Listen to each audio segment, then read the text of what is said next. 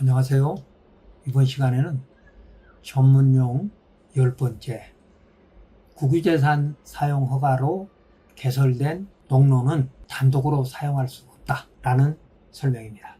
질문: 아홉필지의 농지에 접한 농로는 국유이지만 자동차 출입을 할 수 없고 건축허가나 개발행위허가를 받을 수 없어서 인근 사인의 농지를 확포장을 했습니다. 그런데 이 국유농로가 2022년 지적재수화 사업으로 마을 안길에서부터, 공로인 마을 안길에서부터 너비 2m에서 4m 정도의 도로로 정리가 되었습니다. 그런데 특정인이 이 도로를 사용허가를 받아서 단독으로 확포장 공사를 하고 있습니다. 인근 주민은 사용할 수 없는가요? 라는 질문입니다. 답변을 드리면, 지목이 도로인 국유 토지를 확장 포장하려면 국유재산 사용허가를 받아야 합니다. 이때 확장에 포함되는 농지는 전용허가 및 개발행위허가를 받아야 합니다.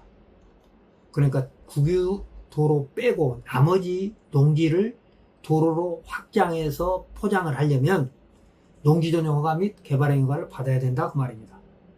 다만 수허가자가 국유재산 사용허가를 받은 사람이 인허가 및 토목공사를 하면서, 그리고 토지를 도로로 제공했다고 해서 큰 비용이 들었다고 해도 주민의 통행을 방해하거나 단독으로만 사용할 수는 없는 것입니다. 다음 몇 가지 사항을 검토해 보겠습니다. 첫 번째, 국유재산 사용허가는 그 용도나 목적에 장애가 되지 않아야 됩니다. 국유재산 중 행정재산은 사용허가를 받아야 되는데 국유재산법 30조에 규정되어 있습니다. 도로는 도로의 형태를 갖추고 실제 도로로 사용하는 경우에만 행정재산이라고 대법원이 99다 54332의 요건에서 가고 있습니다. 그리고 국유재산의 관리 사무는 지자체 장에게 위임할 수 있고, 그러니까 전국에 있는 많은 국유지를 단독으로 다 중앙관서에서 관리할 수 없으니까 각 지자체한테 관리 권한을 위임했다 이겁니다. 그리고 나서는 감사원에 통지를 해야 됩니다. 이게 국유재산법 28조에 규정되어 있습니다. 국유재산법 30조를 보면 중앙관서의 장은 다음 각호의 범위 내에서만 행정재산의 사용허가를 할 수 있다. 그래가지고 공공용, 그러니까 공공용 행정재산의 대표적인 게 도로 하천입니다. 그 용도나 목적에 장애가 되지 않는 범위 내에서, 그러니까 도로는 도로 용도나 목적에 장애가 되지 않는 범위 내에서만 사용허가를 할 수 있다, 그 말이죠. 자, 행정재산인 도로를 확포장하기 위해서 농지를 도로에 포함할 때는 농지 전용 및 개발행위허가를 받아야 합니다. 개발행위허가는 허가권자의 재량행위로서 공익 및 이해관계인의 보호를 위하여 기존의 농로를 보존해야 합니다. 그러므로 이렇게 확장 포장된 도로도 공로이므로 누구나 자유롭게 통행할 수 있고 특정인만 사용할 수는 없는 것입니다. 첫 번째, 국유재산 사용허가는 그 허가의 범위가 제한된다. 두 번째, 행정재산에는 영구시설물의 축조가 금지되고 기부 체납되는 것이 원칙이다. 지적재수화 사업으로 결정된 도로를, 그때의 도로는 국가 소유라면 공로가 되겠죠. 특정인에게만 사용하게 해서는 안 됩니다.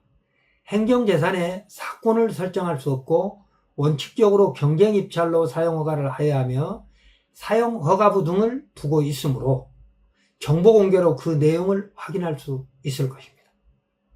기존의 농로를 확포장하기 위하여 국유재산 사용허가를 받았더라도 행정재산을 지자체가 기반시설로 제공하는 경우 등이 아니면 국유재산법에 따라 사용료를 지불해야 하나 공로인 도로 확포장 허가에 기부채나 조건을 부여하는 것이 국유재산법, 소규모 공공시설법, 농어촌 정비법 등의 입법 취지에도 맞을 것입니다. 그러니까 국토계획법이라든지 국유재산법, 소규모 공공시설법, 농어촌 정비법에는 이런 농로들을 지자체가 유지 관리할 의무가 있다고 돼 있기 때문에 그런 입법 취지에 맞다는 것입니다. 대법원 판결문 하나 읽어보겠습니다. 형질 변경 허가가 신청된 당해 토지의 합리적 이용이나 도시계획 사업에 지장이 될 우려가 있는지 여부와 공익상 또는 예관계의 보호를 위하여 부관을 붙일 필요의 유무나 그 내용 등을 판단함에 있어서 행정청의 재량의 여지가 있으므로 그에 관한 판단 기준을 정하는 것 역시 행정청의 재량에 속하고 그 설정된 기준이 객관적으로 합리적이 아니라거나 타당하지 않다고 볼 만한 특별한 사정이 없는 이상 행정청의 의사는 가능한 존중돼야 할 것이다 라고 대부분이 개발행위 허가 등 형질 변경 허가는 행정청에게 재량권이 있다 라고 해석하는 거죠. 다음 세 번째는 지적재주사 사업계획을 확인해 볼 필요가 있을 겁니다. 지적소관청은 실시계획을 수립하여 사업지구 지정을 신청합니다. 지적재주사법 7조에 규정되어 있습니다. 이때 기존 농로는 현황에 맞게 경계가 결정될 수 있는데 경계에 다툼이 없으면 소유자가 점유하고 있는 현실 경계로 결정되고 다툼이 있으면 등록할 때 측량 기록을 조사한 경계로 결정되는 것입니다. 또한 지적 공부의 지목이 실제 이용 현황과 다른 경우 지적재주사위원회 심의를 거쳐 지목 변경을 할 수도 있습니다. 지적재주사 특별법 9조에 규정되어 있습니다. 지적소관청은 사업 완료가 공고되면 기존의 지적공부는 폐쇄하고 새로운 지적공부를 작성합니다. 폐쇄 공부는 영구 보관되므로 기존 농로의 성격 및 사업계획의 타당성을 파악할 수 있을 겁니다. 그림을 보시면 왼쪽이 사업 추진 체계이고 오른쪽이 절차도입니다. 자세히 필요하신 분은 읽어보시기 바랍니다. 다음 네 번째, 국유농로는 수허가자에게 통행을 막을 권리가 없습니다. 인근 농지의 통행로로 사용되고 있는 행정재산을 특정인에게 사용 허가해서도 안 되고 공로 조건부 허가를 했을 것입니다. 특정인이 본인의 비용으로 확장 포장하였어도 수허가자에게 배타적 사용 수익권이 생길 수 없고 인근 주민이 농로로 사용한다고 하여 부당이득이 되는 것도 아닙니다. 대법원 판결문 하나 보겠습니다.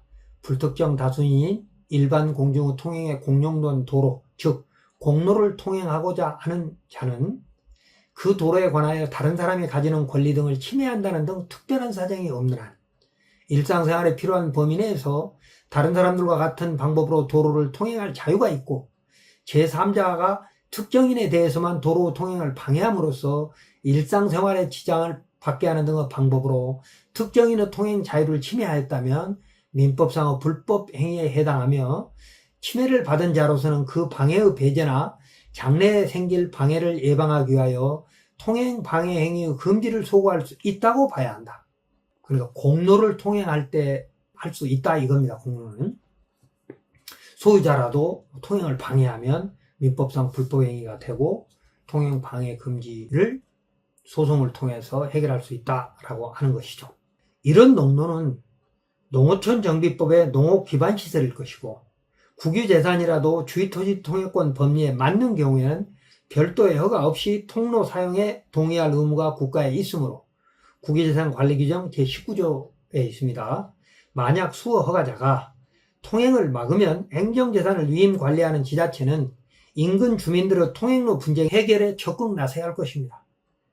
대법원 판례에 의하면 지방재정법 74조 등에 의하면 공유재산은 지방자치단체의 장의 허가 없이 사용 수익을 하지 못하고 그중 행정재산에 관하여는 사건을 설정할 수 없게 되어 있으면 물론이나 민법상의 상린관계의 규정은 인접하는 토지 상호 간의 이용관계를 조정하기 위하여 인지 소유자에게 소극적인 수인 의무를 부담시키는 게 불가하므로 그 중에 하나인 민법 219조의 소정의 주의토지 통행권이 위에서 말하는 사건의 설정에 해당한다고 볼 수 없고 또 그러한 법정의 통행권을 인정받기 위해 특별히 행정당국의 허가를 받아야 하는 것이라 할 수 없다. 그러니까 소유자가 지자체거나 소유자가 국가이라 하더라도 그 행정당국의 허가를 받아서 주의토지 통행권을 행사할 필요는 없다. 그러니까 주의토지 통행권에 해당되는 정도는 지자체장이 허가해 주어야 한다. 그런 해석입니다. 다음 5번째, 이런 농로는 공사가 완료되면 지자체가 유지 관리할 주체가 되어야 합니다. 현재 수허가자가 본인 비용으로 확장 포장하고 그 지하에 상하수도 관로 등 기반시설이 매설냈다고 하여 수허가자의 배타적 사용권이 보장되는 것이 아니고 공사비 등 각종 비용의 분담은 법률적 근거가 없으면 도로법과 달리 요구할 수 없을 것입니다. 공로인 농로를 확포장하면서 본인의 토지를 도로로 기부한 것으로 볼 수 있고 지적재수화 사업에서 연접구거가 도로에 포함되어 지적정지가 되었으므로 지자체가 농어촌 정비법에 따라 농업생산기반시설 정비사업에 포함하거나 소규모 공공시설법 공공시설에 포함하는 방법 등으로 마을 수건사업에 포함하여 유지 관리하여야 할 것입니다. 그림을 보시면 왼쪽이 도면이고 오른쪽이 위성사진인데 지금 오른쪽 위성사진을 보면 국어가 삐뚤삐뚤하게 밑부분이 있다가 그것이 지적재수화 사업에 의해서 반듯하게 도로로 바뀌었다는 걸 알 수 있을 겁니다. 자, 이번 사례를 정리하면 특정인이 국유재산 사용허가를 받아 확장 포장하였다고 하여도 수허가자에게 인근 농지 소유자의 통행을 막을 권리는 없습니다. 왜냐하면 지적재수화 사업으로 결정된 국유 농로를 사용허가 받아 확포장하고 그 지하에 기반시설인 상하수도 가로를 매설했다고 하여 수허가자에게 배타적 사용수익권이 보장되는 건 아니기 때문입니다. 지자체는 인근 주민들이 자유롭게 사용해야 하는 농업기반시설인 농로이면서 공로인 기존의 국유도로를 특정인에게만 사용을 허가할 수 없고 추후 수허가자가 통행을 막으면 지자체는 공사비 분담 등과 무관하게 국유재산 사용허가 내역과 지적재수화 사업 실시 계획 등을 파악하여 공로인 농로를 만들어야 할 것입니다. 그러니까 국유재산 사용허가는 아까 기존 농로의 용도나 목적에 저해되지 않는 범위 내에서만 허가할 수 있고 개발행 여가에서 이런 것들은 기부 체납을 받을 수 있었기 때문에 지자체는 방치하지 말고 적극 나서서 해결해야 한다는 것입니다.